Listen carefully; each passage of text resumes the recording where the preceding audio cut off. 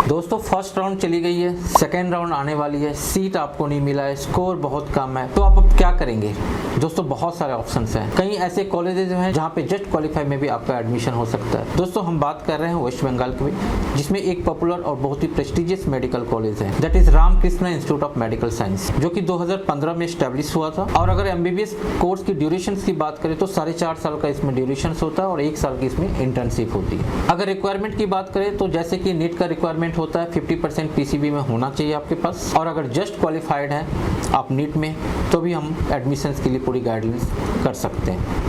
इसमें total MBBS seat की अगर बात करें तो 200 सीट्स हैं और ये West Bengal University of Health Science से एफिलेटेड है। दोस्तों इसके अंदर कई सारे डिपार्टमेंट है, इसका इंफ्रास्ट्रक्चर बहुत अच्छा है और गुड इंफ्रास्ट्रक्चर होने के नाते यहाँ पे स्टूडेंट्स का डेस्टिनेशन भी बहुत अच्छा होता है और जस्ट क्वालिफाई में होने के नाते ज़्यादा से ज़्यादा बच्चे यहाँ पे एडमिशन लेने की कोशिश करते हैं और यहाँ पे अपने आप को एक अपलिफ्ट करने की कोशिश करते हैं, एक अच्छे डॉक्टर बनने की कोशिश करते हैं। आइए अब हम बात करते हैं यहाँ के डिपार्टमेंट्स के बारे में। Community medicine, department of anatomy, department of biochemistry, department of physiology. इसके अलावा भी जो टोटल 19 सब्जेक्ट्स होते हैं उनके तो जो एमबीबीएस से कंसर्न है वो तो हर कॉलेज के हिसाब से यहाँ भी वैसे ही होता है। दोस्तों इसके अंदर जितने भी डिपार्टमेंट होते हैं उनमें ओपीडी क्राइटेरिया अलग अलग है, जैसे कि medicine, general surgery, orthopaedics, paediatric, psychiatric, critical care, oncology और भी बहुत सारे जो कंसर्न डिपार्टमेंट है उनकी अलग अलग ओपीडी भी आप यहाँ देख सकते हैं। इसके अंदर 24/7 मेडिकल फैसिलिटीज, एम्बुलेंस फैसिलिटीज,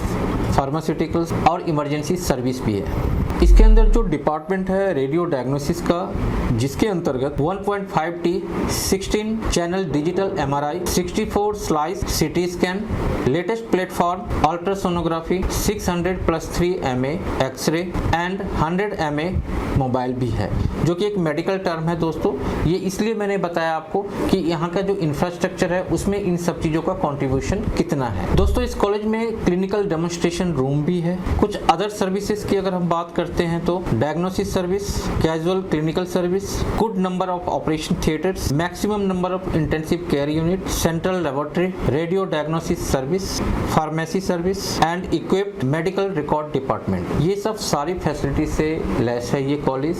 अगर हमारे बच्चे उसमें पढ़ते हैं तो बच्चे को किसी भी तरह के मेडिकल एजुकेशन से रिलेटेड जो चीज़ें होते हैं उनसे अलग नहीं हो सकते, उनको सारी फैसिलिटीज यहाँ पे मिल जाएगी। दोस्तों आइए अब हम बात करते हैं कि ये हॉस्पिटल्स इसका कितना बड़ा है। दोस्तों 1100 बेडेड हॉस्पिटल्स है इसमें और उसके साथ साथ कैंसर रिसर्च सेंटर हॉस्पिटल्स भी है। बड़े बड़े 12 major operation theatre, 5 minor operation theatre, 2 labour rooms और अगर डेली पेशेंट फ्लो की हम बात करते हैं तो 1600 से 1700 पेशेंट फ्लो है यहाँ पे। दोस्तों आप पेशेंट फ्लो को देख करके और यहाँ के 1100 बेडेड हॉस्पिटल्स है, इससे आप अंदाजा लगा सकते हैं कि इसका इंफ्रास्ट्रक्चर कैसा है, यहाँ पे एजुकेशन कैसा है और ज़्यादा से ज़्यादा ट्रीटमेंट की पॉलिसी और ट्रीटमेंट का जो टेक्निक है वो कैसा हो सकता है। अगर मैं अपनी तरफ से रिकमेंड करूँ तो ये हॉस्पिटल्स और ये जो यूनिवर्सिटीज़ है, ये जो कॉलेज है, ये बहुत अच्छा है। इसको आप एक ऑप्शंस के रूप में ले सकते हैं। अगर आपका सीट कहीं पे भी नहीं आया है और चाहते हैं कि आप डॉक्टर बने तो आप इस नंबर पे कांटेक्ट करें ताकि हम आपको गाइडलाइंस दे सके कि आप इस कॉलेज में एडमिशन लें।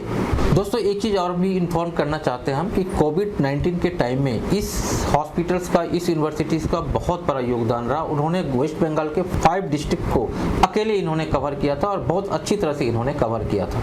आइए दोस्तों अब हम इसकी फीस की बात करें। इसमें 2 तरह की फीस होती है, एक होता है स्टेट कोटा, एक होता है मैनेजमेंट कोटा। स्टेट कोटा में जैसा दोस्तों आप जानते हैं कि जो स्टेट डोमिसाइल होते हैं उनके जो पर्टिकुलर मार्क्स होते हैं उनके अकॉर्डिंग होता है और उनकी जो फीस होती है 5,48,000 होती है पर एनम। बट उसके लिए मार्क्स आपके पास अच्छे होने चाहिए और वेस्ट बंगाल का डोमिसाइल होना जरूरी होता है। अब आइए हम लोग बात करते हैं ऑल इंडिया लेवल पे जो दूसरे स्टेट्स के बच्चे यहाँ पे कैसे एडमिशन ले। दोस्तों दूसरे स्टेट के बच्चे यहाँ पे एडमिशन लेने के लिए उन्हें ऑल इंडिया कोटा में लेना पड़ता है और एक मैनेजमेंट कोटा के अंदर उन्हें लेना पड़ता है, जिसकी फीस ज़्यादा होती है और फीस है इसकी 21,88,000 पर एनम। दोस्तों इसके अलावा हॉस्टल फीस भी है जो 1.5 लाख से 2 लाख के बीच में इसके हॉस्टल फीसेस होते हैं जो आपको बेयर करना है। और हॉस्टल्स में इसमें 2 या 3 तरह के कैटेगरीज होते हैं, 3 शेयरिंग, 2 शेयरिंग और सिंगल रूम भी होते हैं। सबका अलग अलग चार्जेस होता है। और अगर खाने पीने की बात करें तो लगभग 60,000 पर एनम के हिसाब से आपको फीस लग जाएगी मैथ्स की। और एक चीज़ दोस्तों हम आपको और भी बताना चाहते हैं कि कोई भी बच्चा अगर ये चाहता है कि हम इस कॉलेज में हॉस्टल में ना रहें तो उसके लिए ये चीज़ अलाउड नहीं है। आपको यहीं पे रेसिडेंसी लेनी पड़ेगी ताकि आपको पूरे गाइडेंस के अंदर इस यूनिवर्सिटी के जो rules regulation terms and condition है उसके अकॉर्डिंग आप अपनी पढ़ाई को पूरा कर कर सकें। दोस्तों जैसा कि देखा हमने सारी चीज़ों को हमने डिस्कस किया, डिस्कस करने के पास इस नतीजे पे हमने पहुंचा कि आखिर फीस के लिए, तो फीस के लिए आपको 1 CR के आसपास फीस होना चाहिए। हॉस्टल 1.5 लाख से 2 लाख के बीच में आपके पास होना चाहिए।